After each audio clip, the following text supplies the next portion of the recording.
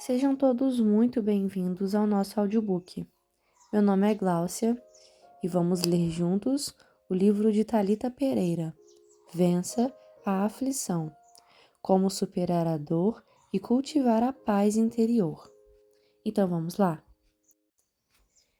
Vença a aflição, como superar a dor e cultivar a paz interior. Introdução.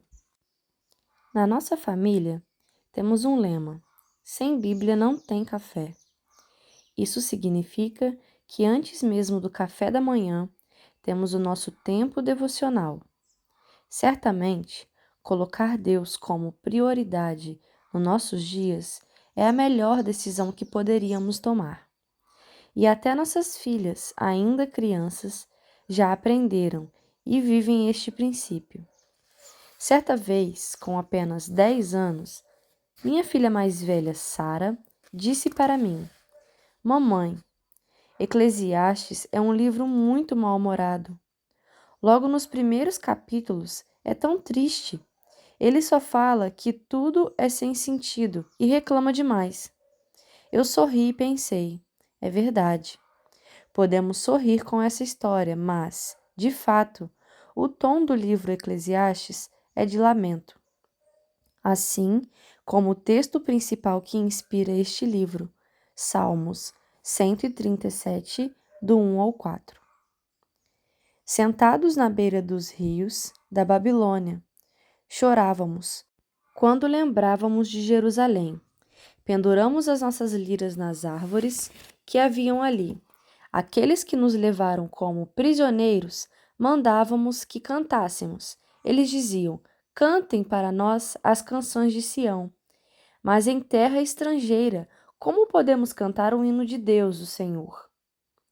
Esse é um salmo conhecidíssimo que, em resumo, contém um lamento do povo judeu quando estavam em exílio babilônico. A autoria do Salmo 137 é desconhecida, embora a tradição judaica atribua a Jeremias. O texto assume um tom de revolta pela condição dos filhos de Judá e saudosíssimo de Jerusalém. Ele foi escrito a partir da perspectiva de um dos exilados que sofreram a deportação de Jerusalém para a Babilônia. O salmista descreve os judeus às margens do rio da Babilônia, quando se lembravam de Jerusalém, assentados e chorando. Um povo feliz que tinha várias festividades estabelecidas na lei, mas que no exílio, por terem sido consumidos pela tristeza, penduraram seus instrumentos musicais nos salgueiros. O salmista explica, em um tom de lamento, que os babilônios, o povo que levou os judeus cativos e destruiu as cidades de Jerusalém, pediam uma canção. O contexto desse salmo não era uma ocasião especial, não era uma festa, não era um momento feliz, não era a apresentação de um coral. Não era um casamento, não era um aniversário.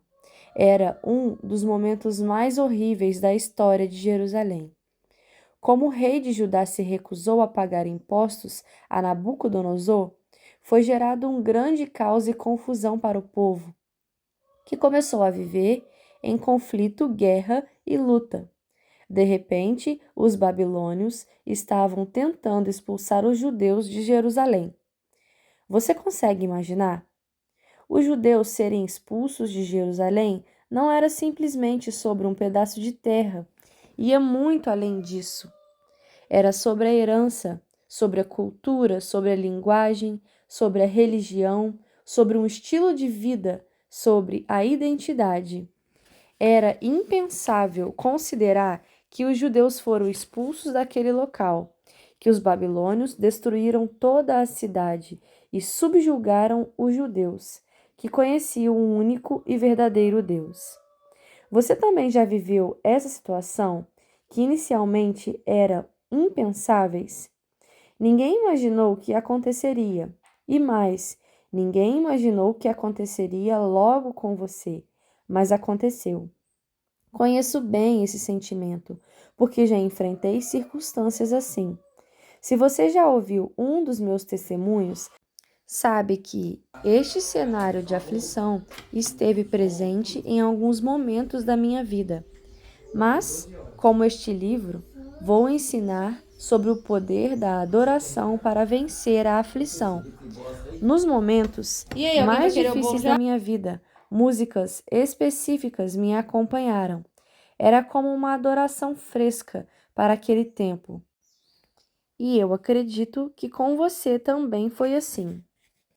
Gosto de dizer que minha vida tem uma trilha sonora. Não sei se você sabe, mas eu toquei violino há alguns anos, enquanto era criança.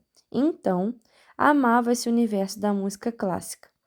Estudando sobre isso, descobri que existe uma canção erudita específica que tem poder de tratar a ansiedade.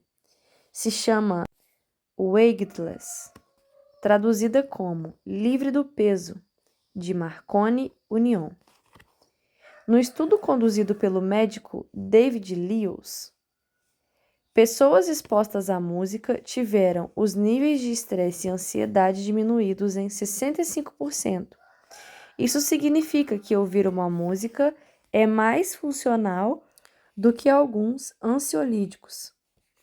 Considerada a música mais relaxante do mundo, ela foi composta pelos músicos ingleses em parceria com neurologistas e terapeutas do sono, ou seja, resultado não é por acaso. Agora um exemplo, ainda mais impressionante.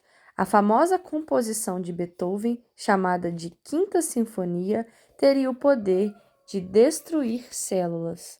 A adoração tem poder para vencer a aflição tumorais, ou seja, curar o câncer. É o que descobriu uma pesquisa de cientista da Universidade Federal do Rio de Janeiro.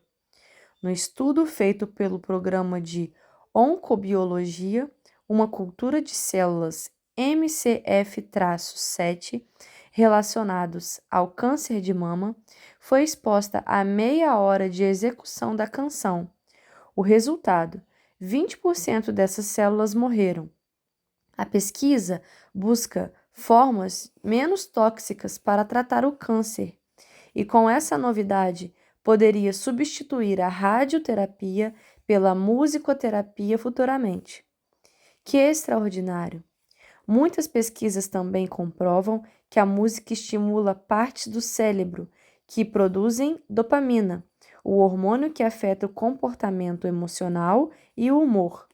A influência da música literalmente tem uma orientação biológica e afeta de forma fisiológica o ser humano. Os psicólogos falam da liberação da dopamina.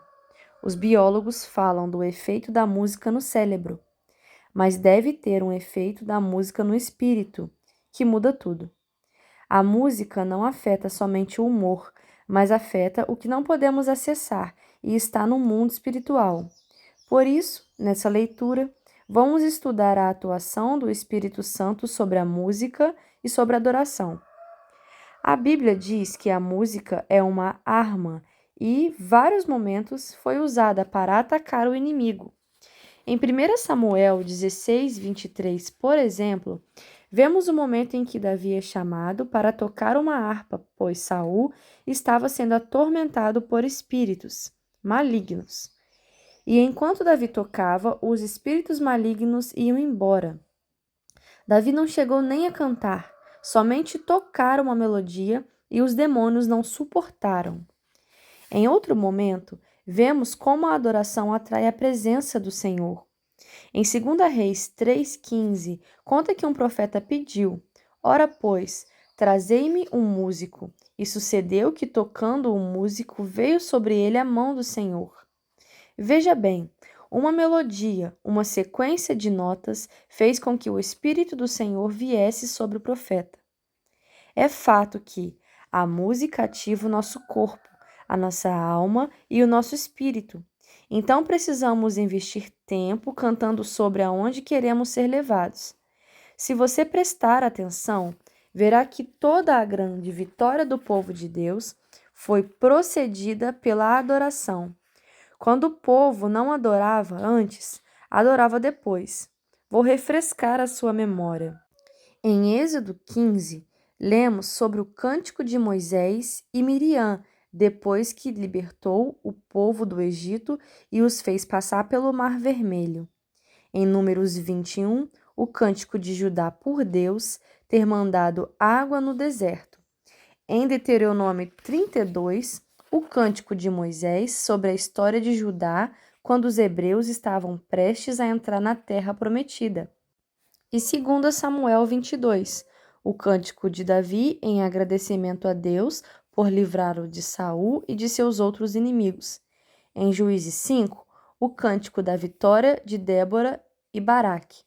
Em 1 Samuel 2, o cântico de louvor de Ana. Em 2 Samuel 1, o lamento de Davi por Saul e Jonatas. Em 2 Samuel 22, o cântico de vitória de Davi. Em Isaías 12, o cântico de ação de graças de Isaías. Em Lucas 1, o cântico de louvor de Maria. Em Filipenses 2, o hino de louvor a Jesus Cristo. Em Apocalipse 4, o cântico dos céus da nova terra.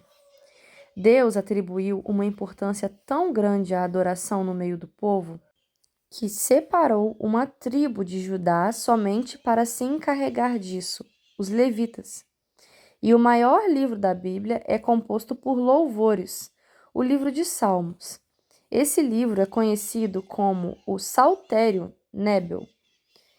Tem uma composição de 150 textos poéticos de lamentação, súplica, louvor, ação de graças, de tempos e lugares diferentes. Essa coleção chama-se em grego psalmos, isto é, poemas adaptados à música. Acredito que Deus estava querendo nos ensinar que, quando um altar de adoração é erguido, a fortaleza das trevas é destruída. Por isso, para derrubar a fortaleza das trevas que nos cercam no momento da aflição, vamos aprender com o Salmo 137. Entenderemos qual tipo de adoração precisamos ter em meio à dor. E assim se encerra a introdução. Até o próximo vídeo.